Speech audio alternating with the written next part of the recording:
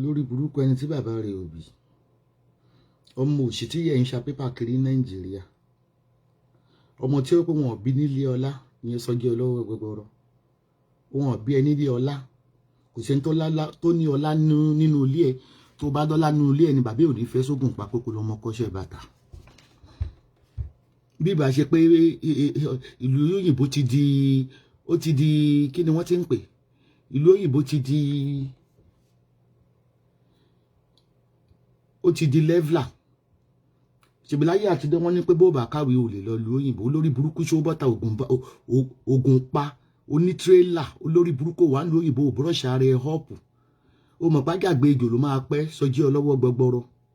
olórí burúkú tí ò tọ́jú bàbá rẹ̀ nínú ilé ìyá rẹ̀ ò ṣe é rí mọ́yàn kò wá sórí Facebook kó celebrate ìyá àti bàbá ẹ̀ rí iye oníyà ni mo ń celebrate bó ni ọjà tẹ́ni wà ta ló wọ́dà tẹ́ni lọ́kàtẹ́kọ̀ọ́.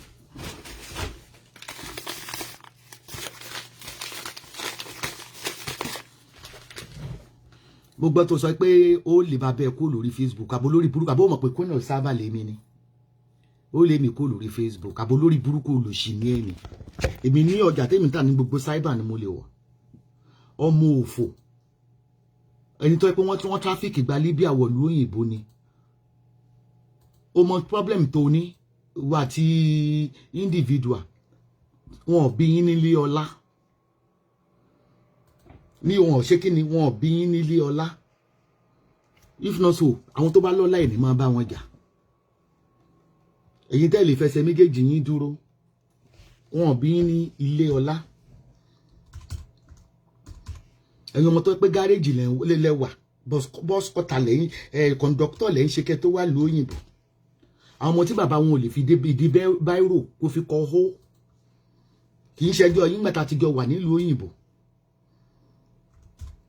bóò ni inú Lizzy ò ṣe ní mọ bí yín ta ló ṣoríire nínú gbogbo ẹni tí bàbá àti ìyá rẹ̀ bí ta ló ṣoríire ordinary ṣọ́ọ̀ṣì bàbá ẹ̀ ò lè kọ́ Sọjí Ọlọ́wọ́ gbọgbọrọ ọmọ Joseph Olúgbadé lólówó yọ olórí burúkú ẹ̀ ò rí àwọn wòlíì Celestial Church UK bù mọ́ ń gbọ́ yẹ pé wọn ò bí ẹ rí wọ́n ti nẹ̀ẹ́nẹ̀ẹ́nẹ̀ wọ́n tó gbé ẹ lọ sí kóòtù wọ́n ti gáàgẹ́ ò lè sọ̀rọ̀ nípa wọn mọ́ ọ̀dárí Fátúnṣe gan wọn bí ìyá aláyẹ ẹ̀rí kò sọ̀rọ̀ nípa ẹ̀. ẹ̀yin ọmọ kọ́mọ ìlú òyìnbó ó ti di leveler wo didi só bàtà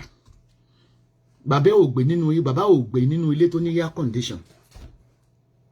ọmọ òfò àjàgbé ejò ṣé pride ni pé òun wá àjàgbé ejò olórí burúkú constructive English ò lè sọ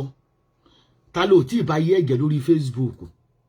mo ń sọ fún ẹ àwọn tálántolo tó mú ẹ jáde tó introduce ẹ sáwọn èèyàn gbajúmọ̀ ó bú wọn last ni ní àwọn tálántolo tó ní invite ẹ sáwọn Friday òrùbò ìgbọ́ tó gbọ́ pé Ṣíkú Adé gba contract mo ló bú wọn last ni ẹ̀yin ọmọ kọ́mọ tẹ wá balẹ̀ ọlá jẹ́ ìran bá bẹ́ẹ̀ mélòó ló kọ́lé Nàìjíríà ìran bá bẹ́ẹ̀ mélòó ló nílé Nàìjíríà fẹ́ rí ibi yàrá tí bàbá ẹ̀ ń gbé ṣé kì í ṣe ibi tó ti fi pọ̀nkì lábíyá ṣe wíńdò bàbá rẹ̀ ọmọ òfò ọmọ ìbànújẹ́ márẹ́jì dùn lò sí nílé first wife ẹ ẹjọ́ àwọn wá fọ́tò ìyá Peter o tó láti sọ lẹ́yìn àwọn fọ́tò ìyá Peter tó lù ní jìbìtì olórí burúkú olùṣẹ́rú obìnrin ẹni tóbìnrin ti sọ ẹ̀dọ́mọ ọ̀dọ̀ wọ́n sọ ẹ̀dọ́mọ ọ̀dọ̀ àkùkù ìjòyè ó sàn jẹnu mi ò gbẹ́lú lọ wọ́n ló máa fa bọ́ wọ́n ló máa gbálẹ̀ obìnrin sọ ẹ̀dọ́mọ ọ̀dọ̀ kí ni ẹ̀jọ̀mẹ́ǹtì márẹ́jì tó ṣe Sọjí ìbọn sọ pé ọkọ ló lórí aya ìwọ ló máa lọ ta ìwọ ló gbọmọ pọ̀n ìwọ ló ṣe ń jìnnàpí ìwọ ló ṣe ń gèlè ìwọ ló ṣe tọ̀hún very ugly gbogbo ẹ̀yin tẹ́ ẹ̀ bá ti ugly tẹ́ ẹ̀ bá ti ga kí ló dé tó continue sórí princess kò fẹ́ wọn júra kí ló tó fi dákẹ́ lórí ọ̀rọ̀ ẹ̀ kí wọn náà gba lẹ́tà kóòtù bíi tèmi ìwọ olórí burúkú ìránṣẹ́ èṣù wọ́n wẹ̀ láwò sunkún lórí Facebook òun wọlé láwò rẹ̀ rìn ibi tó bá wù mí mo lè rìn sí bá tún lọ sórí Instagram tó ráwọn tó Instagram gan àwọn ló ń ra orí tí mi ò tí ì sùn látàrọ̀ bá dùn lábẹ́ kí ló kúnlẹ̀ gẹ́ ń fi hàn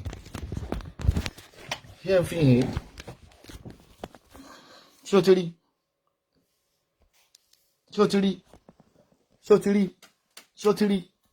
o ti rí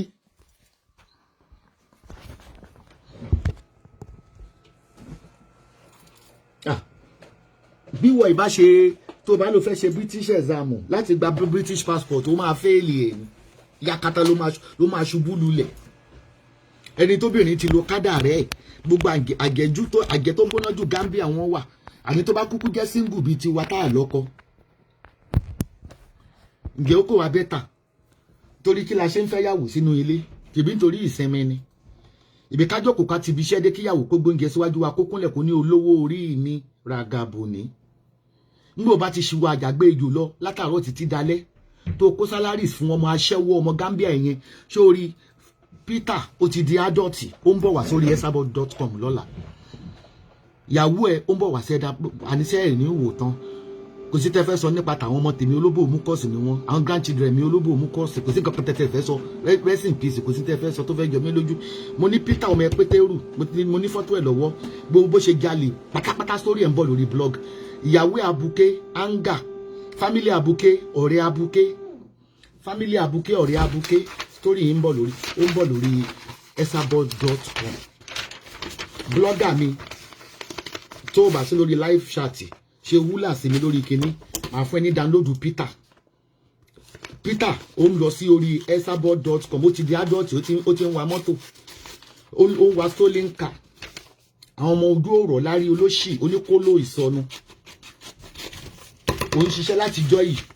wọ́n ti fi oògùn wọ́n ti fi yíkádà rẹ obìnrin ló ń kówó fún ìwọ ló máa kó lactogeni ìwọ ló máa kó SMS ṣé iye Abigail olórí burúkú tó bímọ fún ẹ ṣé kì í ṣàṣẹ́wó virgin ló bá ṣé virgin kọ́ ló bá wọ́n dẹ̀ sì tún dó wọ́n sì tún dó gbogbo bí àwọn ọmọdé yín lò ẹ gbogbo bí wọ́n ṣe lọ jalè gbogbo bí wọ́n ṣe lọ shoplift ló ń bọ̀ lórí esabod.com orí Facebook kọ́ ó bá rẹ̀ ìwò ọmọdé yín lò ẹ̀ gan ti dùn fún Google ó ti dùn fún Google ọmọdé yín lò ẹ ẹ̀yin tíìmù ẹ bá mi ja gbogbo fọ́tò yẹn sí inú Facebook mi kí n lè download ẹ̀ fún blogger lọ́la. Ṣé mo ti yàn fọ́tò? Àwọn ta Amẹ́ríkà nìyẹn. Àwọn agent àmọ́ yàn fọ́tò ní kí n ṣe torí wẹ́bsáìtì. Kí ni mo pa ti ṣe? Ó wà nílùú òyìnbó for over 20 years. Police station wọ́n ti dórúkọ ẹ̀ mọ̀ mo lọ report ẹ̀ lásán báyìí wọ́n ti kọ Abraham Coker tán tó wọ́n fi jáde. O lè rí British passport gbà láyé ẹ̀ tó máa fi kú. You are full of public disorder. Ọmọ ẹ Peter ó ń jalè kiri ó lè wàá bá ní ọ̀la bó ṣe jalè ní Costco ṣé Costco lẹ́ ń pè ní bí Costco ni bó ṣe jalè lọ́la ó ń bọ̀ lórí Google fọ́tò Peter ń bọ̀ lórí Google ẹni tó lọ́mọ òun ò ní sùn lòun ò ní fojú bo oorun torí gbogbo ẹ̀yin ọmọ kálò tiẹ̀ wà ní ọlá ní ìsinyìí á sọ pé torí pé wà ní ọlá ni ló ṣe ń bú Lizzy olórí burúkú ọmọ bàbá aṣọ ó sì máa sun ẹkún bábí bẹ́ẹ̀ tí ó sì máa sun ẹkún wàá mọ̀ pé ọmọ ló ń jẹ́ èso àjàrà bàbá ẹ̀ lè yín nǹkan.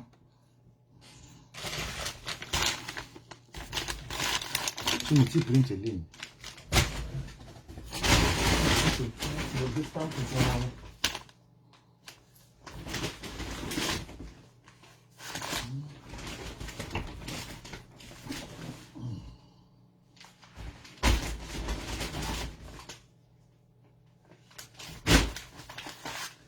Pẹ̀lú ajágbéjò tó ń wá £10 per hour afẹ́ wo payslip ẹ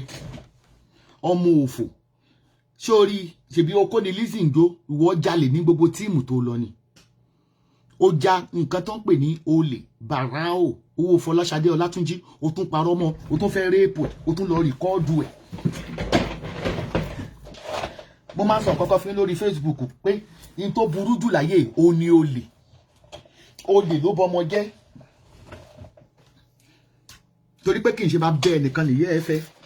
ìyẹ́ ẹ ó ti ṣaṣẹ́wó lọ sí prison yard ó ti ṣaṣẹ́wó lọ sí psychiatric ọmọ òfò illiterate tí ó kàwé tí ó ní certificate tí ó ní registration company tó lóun ó lé mi kúrò lórí kìíní Esabod is a trademark Esabod is a trademark. Ẹ̀yin olórí burúkú ọmọ ìyá àti bàbá yín ò lówó lọ́wọ́ wọ́n dá yín lókòwò kiri ni ẹ mọ̀ pé òkúta ni ó pa yín bẹ́ẹ̀ ṣe wà ní. Okú ti sọ pé yóò ti ṣọ́ọ̀bù láàrin ọdún kan bọ́dún méjì ni ó ti sìn débi ẹ̀rù tí níbà iṣẹ́ burúkú tiẹ̀ náà lórí rẹ̀ ṣe gbàbọ̀dì. ṣé èbúté ń bú Lizzy ó dín sísì kù nínú àpò ẹ̀? mo bèrè ṣé ó dín sísì kù nínú àpò ẹ̀? yóò mọ̀ fún irú yín lésì? ṣé irú yín ló fẹ́ fún lésì?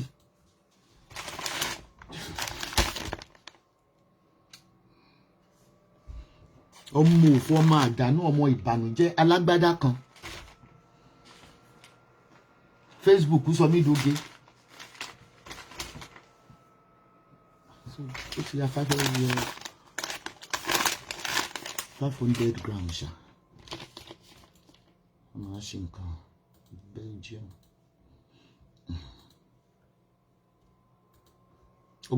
ọ̀gá yín lélẹ̀. àwí táwọn wèrè kan nípa àwọn Nollywood wọ́n ń kẹjọ́ wá sọ́dọ̀ mẹ́tìgbà pé public figure ní mi, celebrity ní mi, awarded blogger ní mi, ìyá aláya tí wọ́n rẹ́kọ̀n tí BBC tó fi gbérú èmi wá fún interview tí ọ̀tọ̀ fi ń kọ̀wé fún mi. ọ̀dọ̀ yín wọn bá kẹjọ́ wá. mo ní ọ̀dọ̀ yín wọn bá kẹjọ́ wá. àwọn actor tí mi ò lè rúgbọ́n tó bá ní gbogbo àwọn tó pè mí àtàárọ̀ orí fóònù mo wà tí mo fi parí iṣẹ́ ní ìsìn. tí tó ń pè mí pé màmá ó kú ìjà wọn kan tẹ́ máa parí o. wọ́n kẹjọ́ wọn rò báyìí mo rí pé ìjẹ́ nìkan tiẹ̀ wà kò lè parí láéláé. ẹni yóò gbọ́dọ̀ parí ẹ̀. ikú ń bọ́ mọ́ rìn ọmọ òfúra ni. ikú ń bọ́ mọ́ rìn ọmọ òfúra ni. gbogbo àwọn tó ń sọ pé parí eléyìí torí wọ́n ní àìgbọ́ tẹnu kinní kan tẹnu ẹ̀gà láṣẹ ní ẹ̀gà ń gà yín tó bá ti di life and death tá à ń dẹyẹ tá à ń dolóńgbò nítorí Nollywood. ṣé ẹgbẹ́ dàtà náà bá kẹjọ wá? It's not by age. Esabod is a celebrity. ẹ wo gbà tí ní Kejì máa gbé news jáde bó tó sọ ó ní social media influencer. Esabod social media influencer. ṣé ìnáwó máa yẹgi tẹ́pẹ́ ẹ̀ ní dẹ́kórọ́ọ̀mù kò sẹ́ni tó pè yín sí pátí rí kọ́ tó ń gbé yín sí àìṣeàrí wọ́n gbé yín sí àìṣeàrí ni. It's not by age. bí Tóyìn Àìmàkù Abraham ṣe wà yẹn city.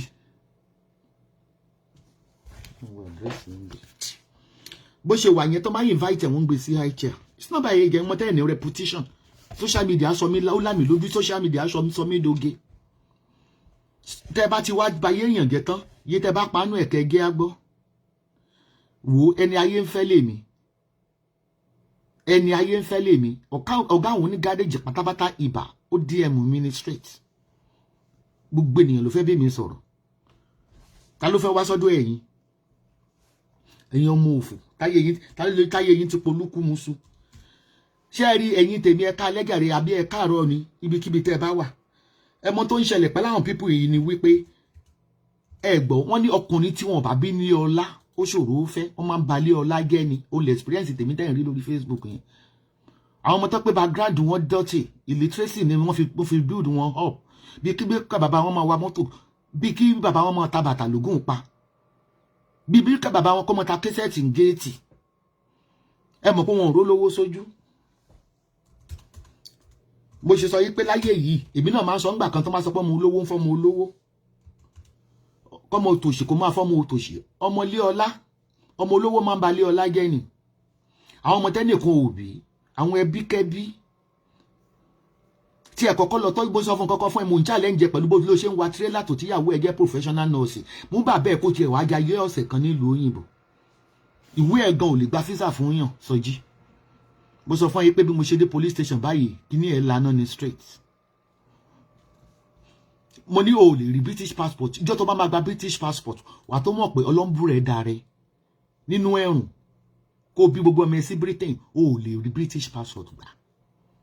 You have hundreds of reports at the police station in Essex. You have ojoojúmọ́ wọn dẹ̀ máa ń tiẹ̀ mọ́lé tó máa bí ẹ̀rí wọ́n dárúkọ Fọláṣadé Ọlátúnjí ó ṣe ní court case pẹ̀lú ẹ̀ náà kò withdraw náà court case tó wà lọ́rùn ẹ̀ tó mẹ́ta ó sọ náà amóye ìgbà ni wọ́n ń gbé ẹ̀ tó ń tiẹ̀ mọ́lé Fọláṣadé wà ní Manchester olóństọ́ọ̀kì olóńya fọ́tò mọ́tò ẹ̀ níwájú ilé ibi tó ti ń kẹ́rù olóńya fọ́tò ẹ̀ níwájú ilé níbi tó ti ń kẹ́rù ìní àwọn Nollywood àwọn olówó ńláńlá tó ń kọ̀ǹtáàtì mi ẹ mọ̀ wípé wọ́n ní bàbá ṣe rìn là ń kó ni èèyàn ńlá ní bẹ́ ènìyàn sọ̀rọ̀ wọ́n mọ̀ ìpá mi very hard working woman èmi ò ń gbowó lọ́wọ́ èèyàn nǹkan tí yóò bá jọ pé yá pé Lizzy fún mi unisex aṣọ mi tó ní kí n sẹ́ndì èmi ò ń gba nǹkan lọ́wọ́ èèyàn mo ní kó má wọrí ni. máa fi text message kan hàn yín mi mẹ́ni yẹn mo ṣe máa lọ́wọ́ IG ẹ̀ nínú lórí Instagram ni ó lóun fẹ́ send àwọn àbáyá sí ni ẹ rí reply tí mo fún mo ní mi ò fẹ́ mi kàn lè máa gbaṣọ lọ́wọ́ àwọn tí mi ò mọ̀ máa fi hàn yín lórí Instagram jẹ́ kí n print kìíní out yẹn fi hàn yín lórí IG ẹni ayé ń fẹ́ lẹ́sàbọ́ọ̀dù ta ló máa gbórúkọ ẹ́sàbọ́ọ̀dù tí ò ní fẹsẹ̀ halẹ̀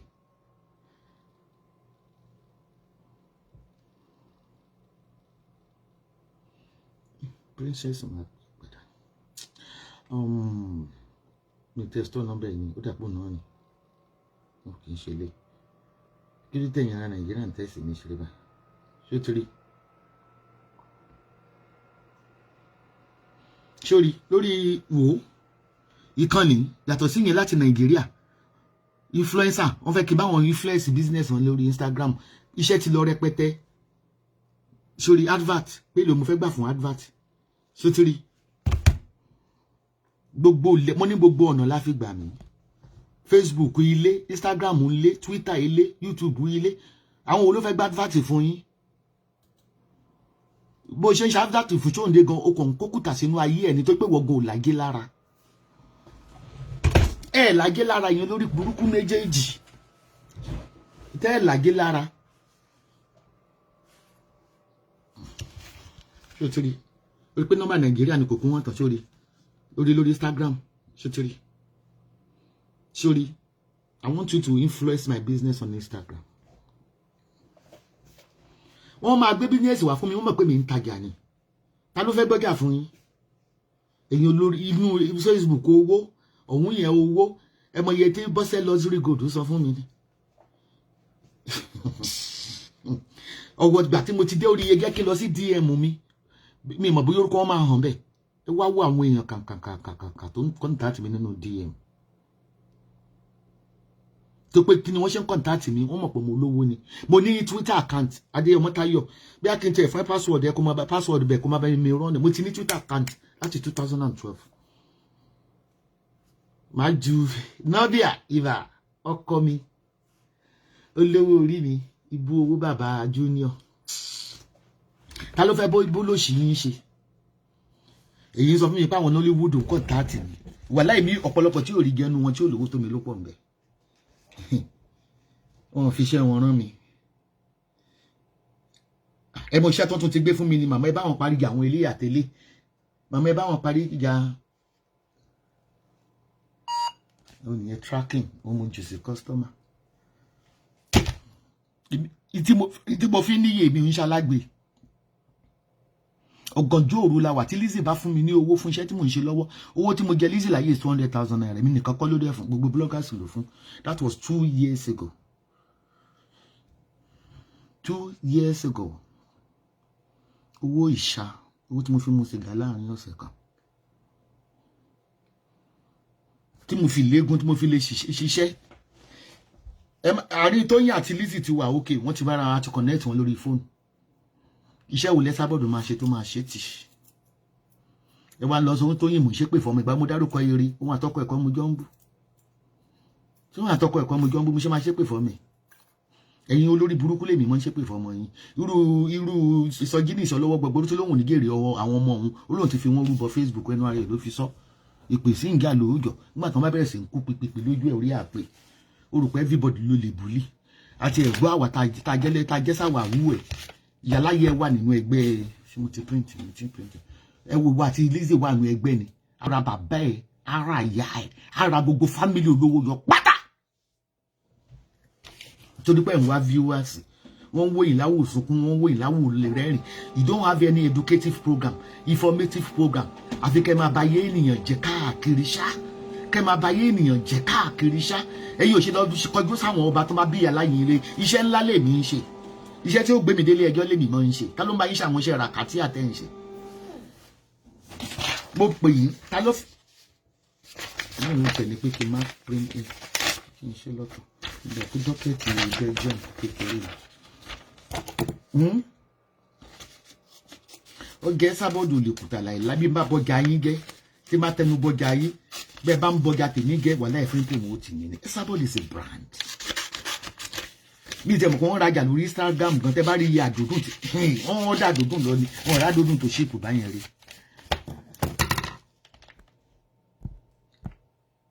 ẹ sá máa fi kinní sí wọn lórí báyìí olùsí wọn gẹ̀ẹ́tàn fóònù kejì admin ṣáyìn admin wà bẹ Samsung máa freeze ni Martin tẹ̀sí lójú tó máa freeze ni èyí ń fọwọ́ kan Samsung tó máa ń ṣe ṣáàtì gẹ̀ẹ́tàn fóònù kejì lẹ̀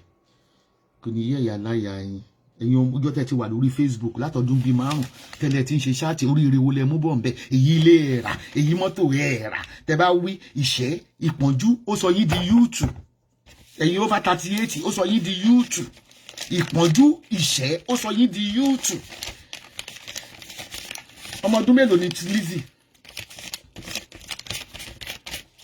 Gídé Olóbò kí ni sọ fún yín Gídó oní òbò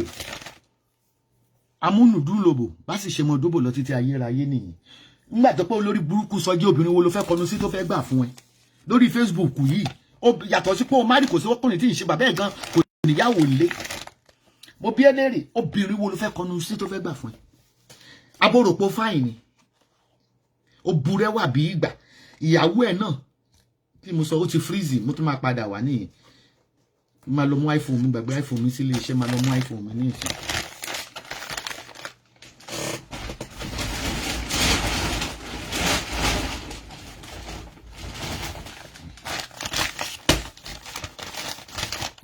Wọ́n kìlọ̀ ilé máa jẹ́ kékeré ní tí mi fi iṣẹ́ rí ọ́ nìyẹn mẹ́ta lẹ́ni yàrá mẹ́ta ní tí mo ṣe sílẹ̀ ọjà tí náà ń bọ̀ ní tí náà wá fi sílẹ̀ jẹ́ kí n ṣe dọ́kẹ̀tẹ̀ many kilo báyìí only is 300 the 1.5 kilo ló máa gbé 1.5 mi ní láti wé bí 1.5 ni ó ti freeze ra ìwọ tó pè ní sàvúdà yẹn inú wàhálà ìdààmú láti rán díran ẹ máa kú sí wàhálà ìgò ló máa pa ẹ́ torí wò ló jẹ́ kíkiní ìfreeze. So public figure Lizzy ẹ̀rí bó ṣe ń fún yín ní viewers àwọn Nollywood kan wà tẹ́ bá fi rú Yomi Fabiyi tẹ́ bá fi ṣe ṣáàtì kò sẹ́ni tí ó tó rákùṣẹ́ ni kò ní ilé kò ní mọ́tò ẹ̀rí pé public figure lọ́mọ láti ilẹ̀ mo máa ń like àwọn orúkọ tó ń já viewers èmi gan àwọn Nollywood tí mo lọ bá mo ṣa orúkọ ni tó ráwọn kan wà wọn ò lè jáwó wọn ò lè já viewers bẹ́ẹ̀ bá pa Facebook kù tí tẹ́ bá lọ sórí Instagram ẹ̀lẹ́rìí rẹ ní 200 tí ó wé because nobody recognize you who are you who are you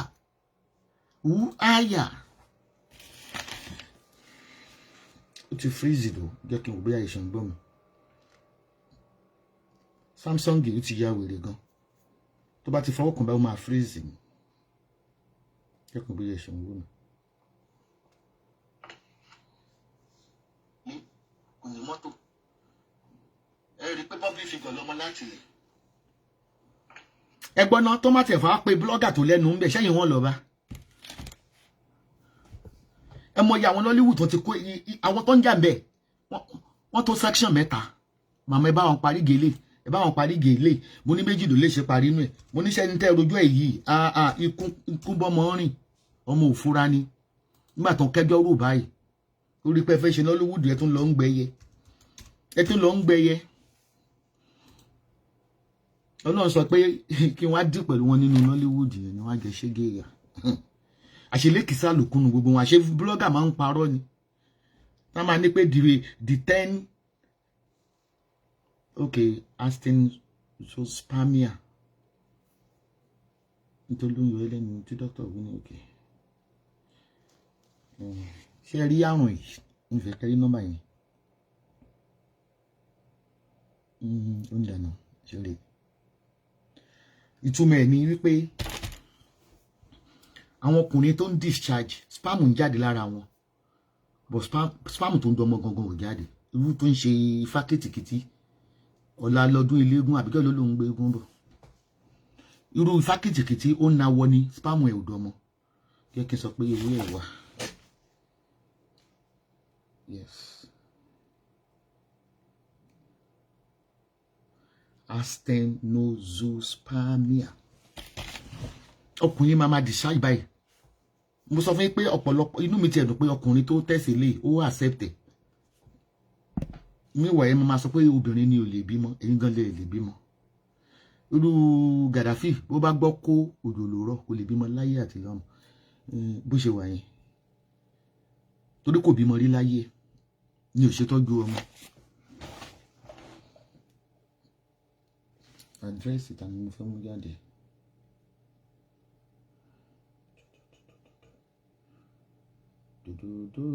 Ọ̀dà ẹ̀yìn ara Amẹ́ríkà yẹn àti Ṣadé ọ̀dà yẹn pọ̀ gan. Àdírẹ́sì ẹni ìdá.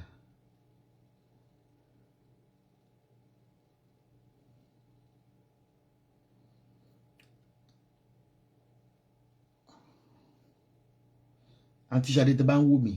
mi rí àdírẹ́sì Veronica ń bíbá yìí ẹni tó ra honey penis yẹn mẹ́ta ẹ̀kan kọ́kọ́ is for kíní kan ṣé ẹ wà lórí láyìn ti Ṣadé torí iṣẹ́ ni mò ń dé lọ́wọ́ ẹ̀ má disturb mi.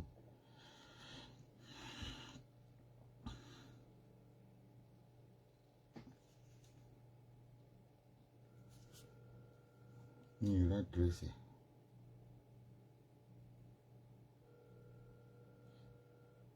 ṣé ti wà ń bi iṣẹ́ ní báyìí kí n máa dé táwọn kí n máa ṣe stamp àwọn yòókù lọ kò sádírẹ́sì ẹ̀ ń bì.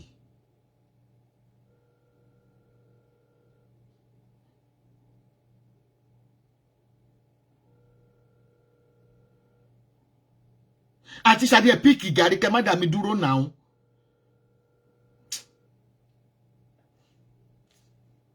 Hello ẹ sí lórí ẹ gbé mi ò rádírẹ́sì ẹni yẹn.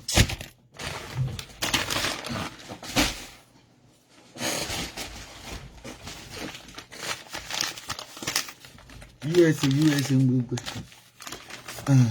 ẹ̀ padà sẹ́yìn milligram délé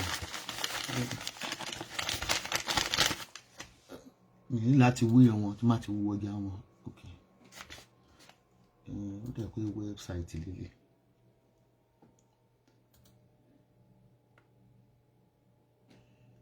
okay 100 gram ẹwẹ́ gẹ́ fi ń sílẹ̀ gàrí ọmọ tó ní ìyá wọn ò ní so èpè lọ́rọ̀ yín gbà èpè òun lọ́rọ̀ yín gbà torí èpè gbogbo ayé ló ti ṣépè fún yín ìwọ Sọjí wọ́n introduce ẹ̀ fún sí princess ó bá bẹ̀gẹ̀ last ni ẹ̀yin ọmọ méjèèjì tí ire ti kọ̀ yín àwọn èèyàn ọmọ tí wọ́n bí ní ọlá. I'm thanking my darling prophet, my father. If you come for my prophet, you spend money from me. At the end of the day, you buy ye again. Double. O ti freeze. Double. O ti freeze gan ko ma kan pa náà ni.